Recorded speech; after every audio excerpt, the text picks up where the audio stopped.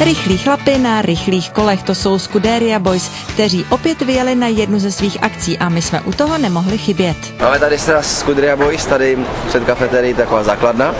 A jedeme všichni do Vinice u Kapličky, krásná Vinice, myslím si, že jedna z nejhezčích na Moravě, takže uvidíte ten průběh celého dne, tyhle party, která se tady pravidelně schází na tomhletom krásném Malostranském náměstí. A protože rychlá kola byla při minulé akci příliš rychlá, bylo třeba trochu přibrzdit. Od kafetérie se vyjelo pěkně poslušně za malým, mnohem pomalejším vozítkem.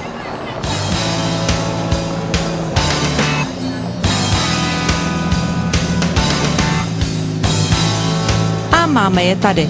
Pomalu, ale jistě. Vinařství u Kapličky v Zaječí u Brna, které je známé z filmů Bobule a Dvě bobule, vítá své hosty. Spojení Scuderia Boys z kafetérie a zdejšího vína samozřejmě není náhodné. 99% členů klubu pijou víno, takže prostě proto víno. A proto ten klid na té Moravě, ta Morava, na to koukněte vpravo, jak je tady pohádková příroda a pohádkový klid a úplná pohoda. V Praze se dá naše víno pořídit především v kafetérii u pana Hájka, kde jsme dvorními dodavateli vín. Vyrábíme pro ně vína i v malých láhvích dvoudecových, kde přímo nese tady název tohleto víno Scuderia. Nabídka vín je tu hodně široká. Obhospodařujeme tady 40 hektarů vinic, které máme rozprostřeny přímo kolem toho našeho vinařství.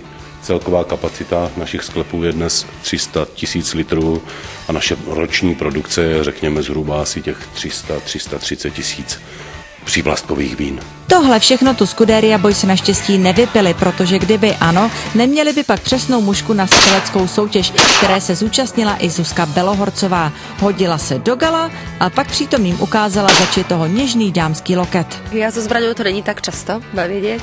Já moc zbraně nemusím. Nemám rada zbraně a hlavně keď sú zbraně namierené proti človeku. Takto, keď som videla, že je možno si zastrieľať, chcela som to určite vyskúšať. Už som strieľala na nepohyblivý terč, takže na ten pohyblivý je to oveľa komplikovanejšie a oveľa náročnejšie. Dneska mi to moc nešlo, ale nevadí. Myslím si, že je dôležité je vyskúšať a hlavně sa baviť.